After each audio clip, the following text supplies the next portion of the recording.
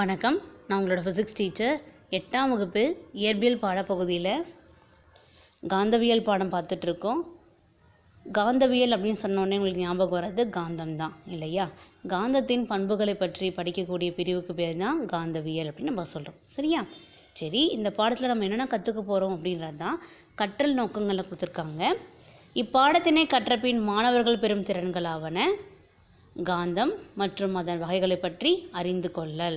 காந்தம்னா என்ன, அதனோட வகைகளை பற்றி நம்ம தெரிஞ்சுக்க போகிறோம். இயற்கை மற்றும் செயற்கை காந்தங்களை வேறுபடுத்துதல். இயற்கை காந்தம்னா என்ன, செயற்கை காந்தம்னா என்ன அப்படின்னு வேறுபடுத்த போகிறோம். காந்த புலத்தினை வரையறை செய்து சீரான மற்றும் சீரற்ற காந்த புலங்களை ஒப்பிடுதல். அப்போ காந்த புலம்னா என்ன நம்ம தெரிஞ்சுக்கிட்டு சீரான காந்த புலம் எப்படி இருக்கும், சீரற்ற காந்த புலம் எப்படி இருக்கும் நம்ம ஒப்பீடு செய்ய போகிறோம். காந்தத்தின் பண்புகளை தொகுத்தல். காந்தத்தினுடைய பண்புகளை ஒவ்வொன்றா நம்ம சொல்ல போகிறோம். புவி காந்தம் பற்றிய கருத்துக்களை புரிந்து கொள்ளுதல்.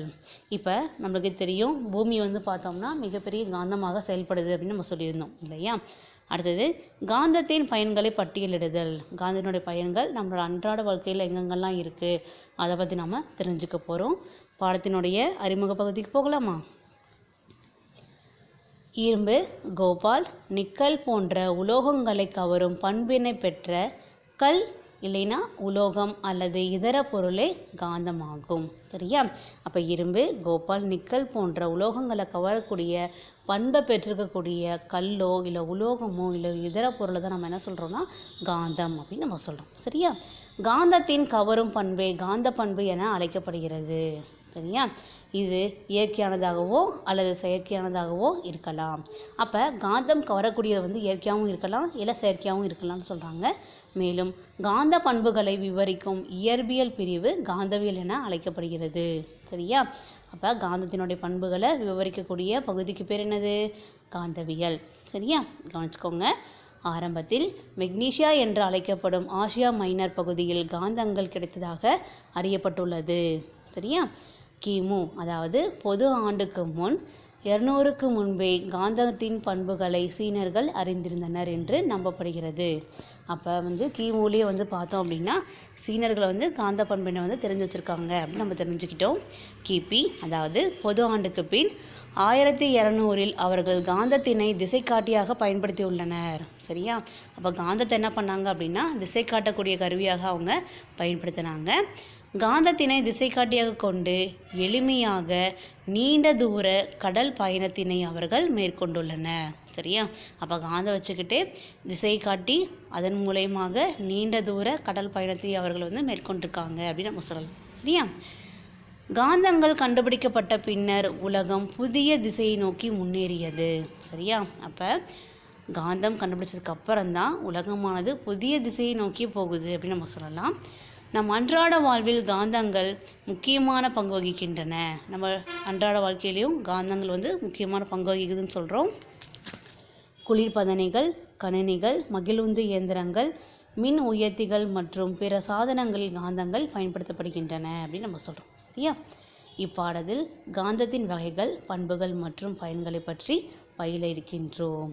சரியா? அப்போ காந்தத்தின் வகைகளை பற்றி நம்ம தெரிஞ்சுக்கலாமா? காந்தங்களின் வகைகள். காந்தங்கள் 2 பிரிவுகளாக வகைப்படுத்தப்படுகின்றன. அப்போ 2 பிரிவாக பிரிக்கிறாங்க. அவை இயற்கை காந்தங்கள் மற்றும் செயற்கை காந்தங்கள். அப்போ இயற்கை காந்தம்னா என்ன அப்படின்னு பார்த்தோம்னா இங்கே கொடுத்துருக்காங்க பாருங்கள்.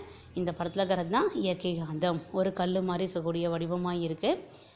இயற்கையிலேயே கிடைக்கும் காந்தங்களே இயற்கை காந்தங்கள் எனப்படுகின்றன. சரியா? அப்போ இயற்கையாகவே கிடைக்கக்கூடிய காந்தங்கள் தான் நம்ம இயற்கை காந்தம் சொல்கிறோம். அவை நிலையான காந்தமாகும். இது என்னது? நிலையான காந்தமாகும். ஏனெனில் அவை ஒருபோதும் காந்த திறனை இழப்பதில்லை. எப்போதுமே அது என்ன பண்ணாதுன்னா அதனோட காந்தத்தன்மையை இழக்காது அப்படின்னு சொல்கிறோம். சரியா? இவை பூமியின் பல்வேறு பகுதிகளில் உள்ள மணல் படிவுகளில் காணப்படுகின்றன. நல்லா கவனிச்சுக்கோங்க. பல்வேறு பகுதியில் மணல் படிவுகளில் காணப்படுது அப்படின்னு நம்ம சொல்கிறோம். சரியா? இரும்பின் தாதுவான மேக்னடைட் எனப்படும் காந்த கல்லே வலிமையான இயற்கை காந்தமாகும். அந்த மேக்னடைட்டை தான் நம்ம என்ன சொல்கிறோம்னா இரும்பு ஆக்சைடு அப்படின்னு நம்ம சொல்கிறோம். சரியா? அன்லைன் பண்ணிக்கோங்க. மேக்னடைட் எனப்படும் காந்த கல்லே வலிமையான இயற்கை காந்தமாகும் அப்படின்னு சொல்கிறோம். சரியா? அடுத்து பாருங்கள். பைரோரைட், ஃபெர்ரோரைட், கூலும்பைட் போன்ற கனிமங்களும் இயற்கை காந்தங்களாகும். அண்டர்லைன் பண்ணிக்கோங்க. அப்போ இயற்கை காந்தம்னா என்ன நம்ம தெரிஞ்சுக்கிட்டோமா? அடுத்து பாருங்கள், செயற்கை காந்தங்கள் பற்றி கொடுத்துருக்காங்க. ஆய்வகம் மற்றும் தொழிற்சாலைகளில் மனிதர்களால் உருவாக்கப்படும் காந்தங்களே செயற்கை காந்தங்கள் ஆகும். சரியா? அப்போ மனிதர்களால் உருவாக்கப்படுறது எல்லாமே நம்ம என்ன தான் சொல்கிறோம்? செயற்கைன்னு தான் சொல்கிறோம் இல்லையா? அண்டர்லைன் பண்ணிக்கோங்க. இது 2 மதிப்பெண் வினாக்களில் கேட்பாங்க. ஆய்வகம் மற்றும் தொழிற்சாலைகளில் மனிதர்களால் உருவாக்கப்படும் காந்தங்களே செயற்கை காந்தங்களாகும்.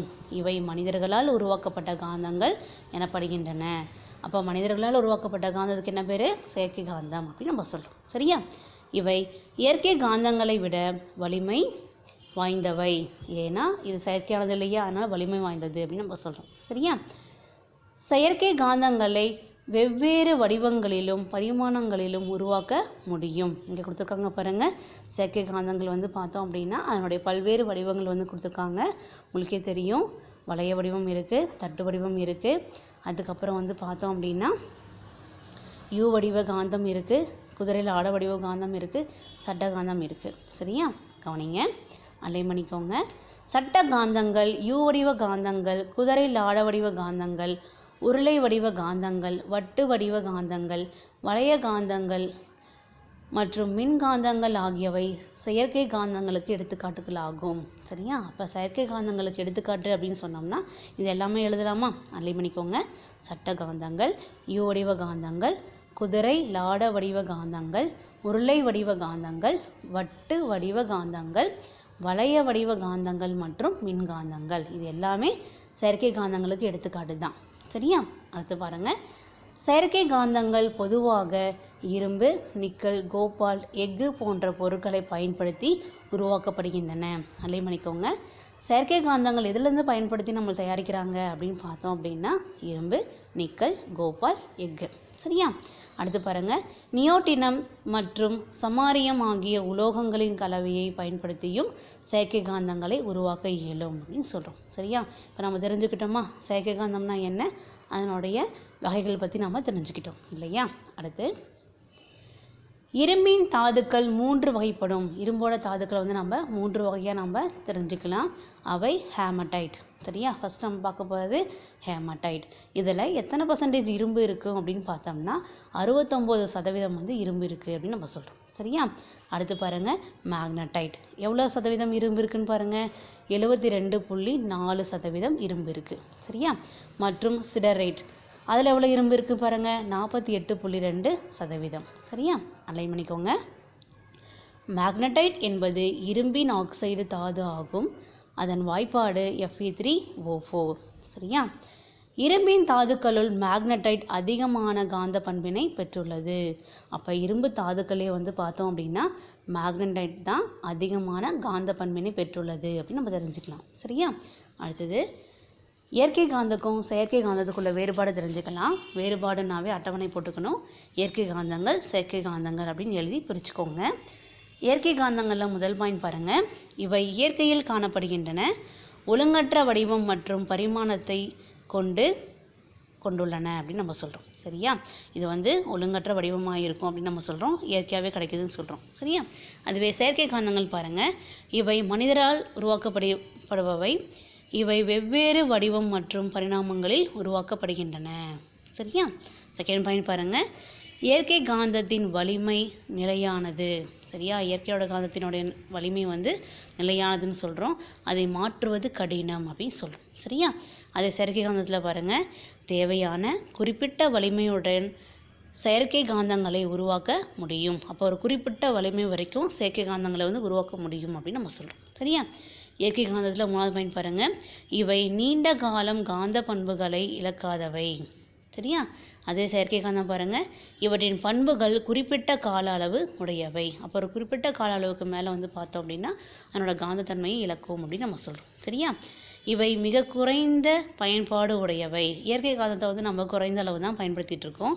ஆனால் செயற்கை காந்தம் பார்த்தோம் அப்படின்னா அன்றாட வாழ்வில் பெருமளவில் பயன்படக்கூடியவை அப்படின்னு நம்ம சொல்கிறோம். சரியா? இது பார்த்தோம் அப்படின்னா முக்கியமான 2 மார்க்லையும் கேட்பாங்க, 5 மார்க்லையும் கேட்பாங்க. அதனால் குறித்து வச்சு படிச்சுக்கோங்க. அடுத்து அறிவியல் அறிஞரை தெரிந்து சரியா?